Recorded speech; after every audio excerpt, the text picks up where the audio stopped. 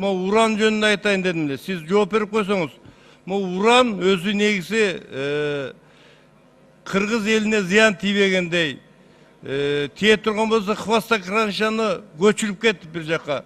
Анан элге жаңы заманбап техникалар менен колдонсо болобу же болбойбу, ушул жөнүндө жооп берип коесузбу? Камчыбек Жолдошбаевич, абдан чоң рахмат сурооңузга. Эми уран боюнча мынакей кийинки бир 2 жуманын ичинде абдан катуу талкуу болуп атат.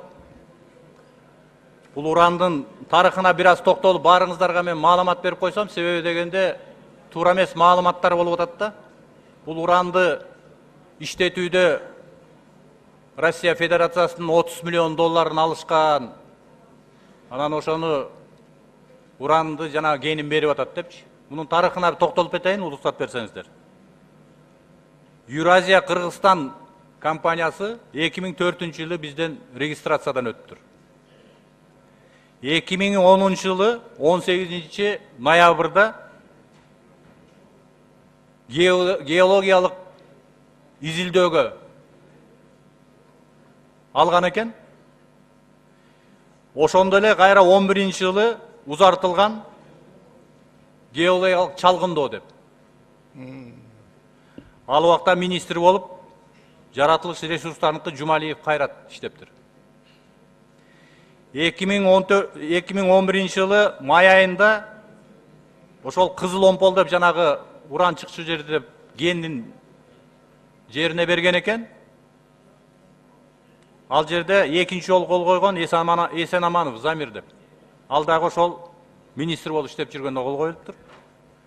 2012-жылы ошол жерге лицензионный соглашение деп кол коюп бериптир. Ал жерге Чунуев кол койгон. Узартып беришкен дагы. 2014-жылы 2015-жылга чейин узартууну Зилалиев кол коюптур. Уранга деп кол койгон.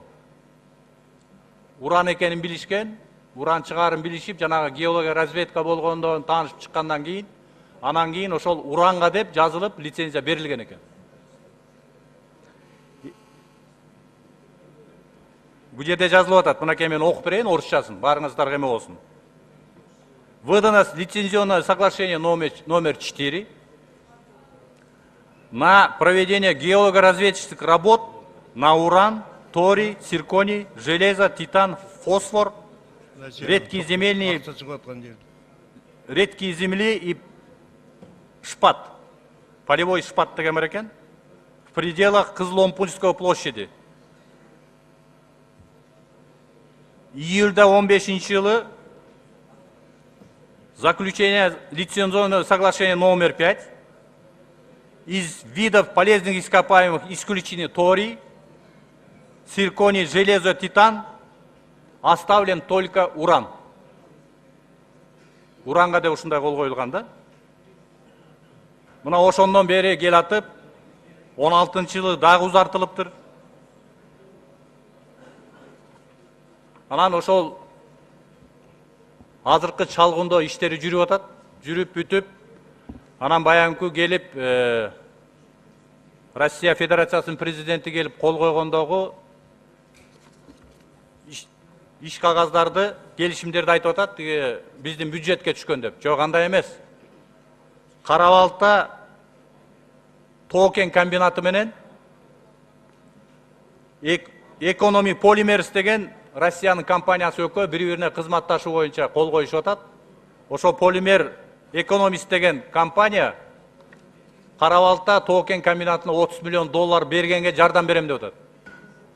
Мына ошондон кийин анан жанагыдай иштер башталып атат. Мен эмнеге айтам, кечээ биз депутаттарыбыз суроо берди, 30 миллион долларды силер ошон үчүн алгансыңарбы деп. Жок, андай эмес.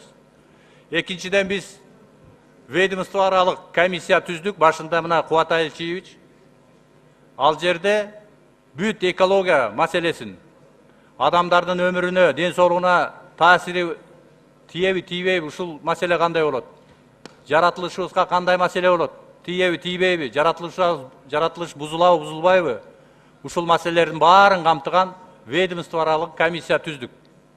түзүп ал жерге Улуттар Академиясынан жана ушуга байланышкан окумуштуу эксперттерди анан биз азыр тапшырмада берип атабыз.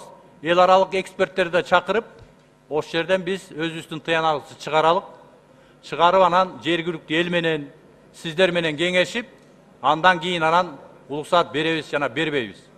Мына ушундай максатта болуп атат да. А бизди кээ бирлер айтып атат, ушул азыркы өкмөт берген, анан акча алган деп. Андай эмес. Бүгүнкү күндө ал жерде иш болгон жок. Азыр мына ведомстволук комиссиянын алкагында ошол изилдөөнү жүргүзгөн компания дагы, Тоо-Кен кара-балта комбинаты дагы баары чогулуп азыр ишти улантып атышат. Изилдеп, андан кийин анан сиздерге дагы айтабыз кандай тыянакка келдик. Андан кийин гана чечебиз. Иштейби, иштебейби комбинат.